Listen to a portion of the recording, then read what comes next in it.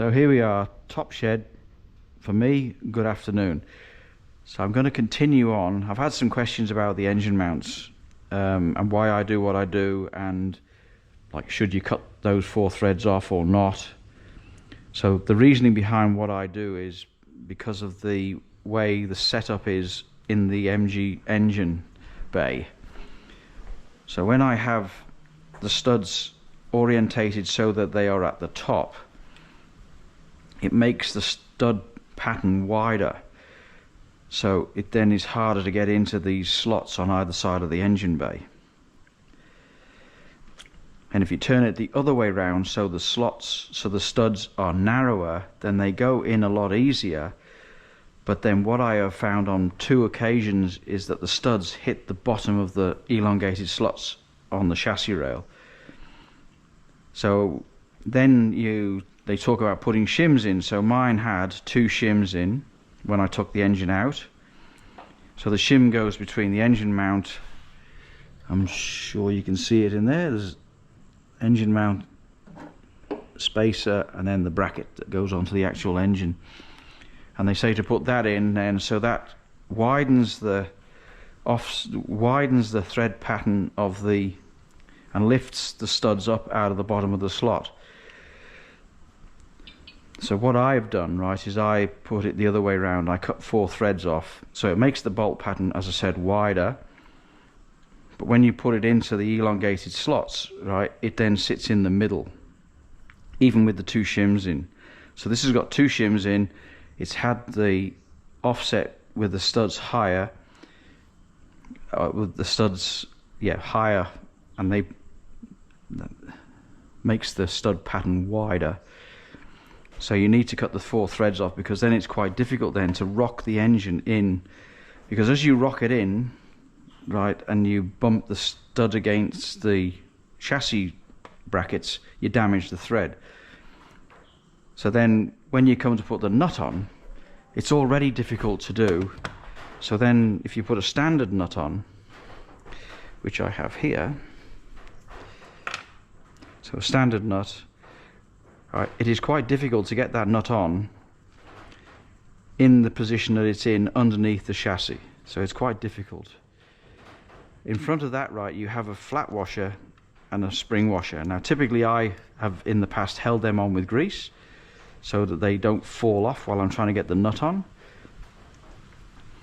So the nut then, yeah, the normal nut goes on, right, but I found it a lot easier if I put a dab of grease on a flat washer with a shortened thread, and then I put the nylock nut on. I haven't got the spring washer to worry about because it's obviously a nylock nut, and it just works a treat. And it's not from any MG official manuals or anything like that. This is just something I found. And the way that the stud is positioned and the weight of the engine and the angle of the brackets, there's very little load on this bolt, and the bond between the plate and the rubber mount is more likely going to break or deteriorate before this. So anyway, that's what I do, and that's why I do what I do. So I've explained it to a gentleman in written form, and I'm hoping that, you know, when you see it, right, you can see what I mean by how it lifts up and drops down. So it also changes the axial position of the engine in the engine bay marginally. So the bracket on the back of the MX-5 gearbox has enough play in it to allow you to do what I've done. On the original setup with the MG gearbox, which has an extension stay or a steady, whatever you want to call it, that is adjustable, so that is easily fixed between the gearbox and the cross member where it bolts on, where the cross member bolts to the underside of the car. So that's the reasoning behind what I've done. I'll also openly admit that I got the timing 180 degrees out, and I honestly don't know how I've done it. This is twice I've done it now. So I put the distributor in, got it into the number 1 position, and then checked the tappets, and it's 180 degrees out. So I've had to reset that. Wasn't going to openly admit it in public, right, but these things happen. So the old suck, squeeze, bang, blow rotation, right, I don't know whether I was rotating it the wrong way in the shed, or it was upside down, or what the reason was, but that's the second time, and in my youth I never did that, but like I've done it twice now. So next thing now is get the diaphragm in, and I'll put the oil hoses in, then I can start doing some more box up in there. Also, when I was talking about this gearbox, right, underneath, when the prop shaft, drive shaft comes out of the gearbox, has a universal joint on it, and the universal joint, they give a minimum clearance between it and the transmission tunnel. And what I've noticed now, and I'm not sure whether it had it on the original gear stick, on the other one that I did, it's got a crank in it. So this can allow you to push this more over to the right hand side of the transmission tunnel.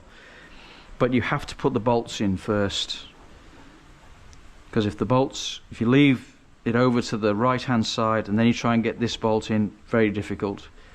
So it's over to the left at the moment, and what I might do now is I'll put the prop shaft, drive shaft in position, and then measure the universal joint to transmission tunnel clearance, because they have a minimum clearance, it's in the book. So I'll do that, and I may push the transmission over slightly to the right because it's cranked now, so it'll be in the middle when it's a little bit more over to the right. And that's the reasoning. I don't know whether it had it on the original gearbox that I did, the other MX-5 conversion that I did, but that's what I found this time round. Alright, so that's hopefully explains the engine mounts. Also, steering rack. Now this is another steep learning curve. So I didn't know that the steering rack mounts were different on a left-hand drive to a right-hand drive car. For what? Because I've never dealt with a left-hand drive car before. So what's happened here is that the people who did the left to right-hand drive conversion, they bent these brackets, the ones on the cross member, they bent those so that it suited putting a right-hand drive rack in. And I had a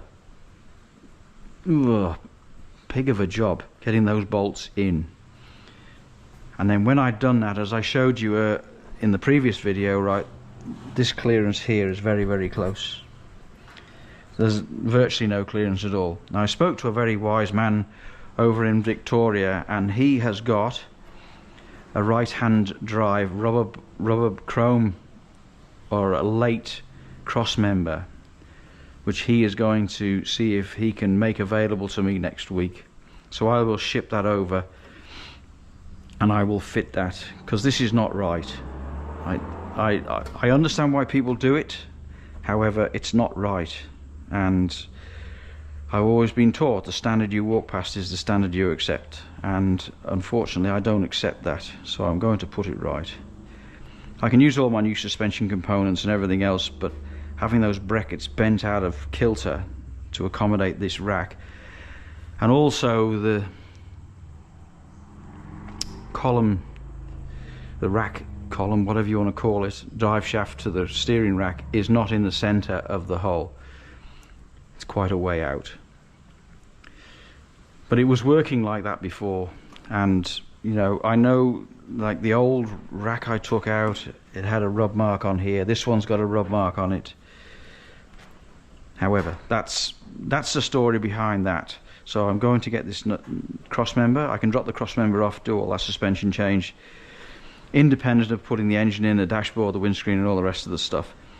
It's just, sometimes I find it annoying, but I'm also very grateful that I found it, and I didn't just persevere with thinking it was just a really bad fit and just make it work, you know. Alright, so that's the end of that. Thank you very much indeed, everybody, for viewing the video. It seems to have gone a bit crazy. That's why I thought I'd do another one, just to answer some of the questions that I've been asked, and explain some of the other stuff around what's going on with the steering rack and also the gear stick. So I hope you find this of value, and thank you very much indeed. And subscribing, great.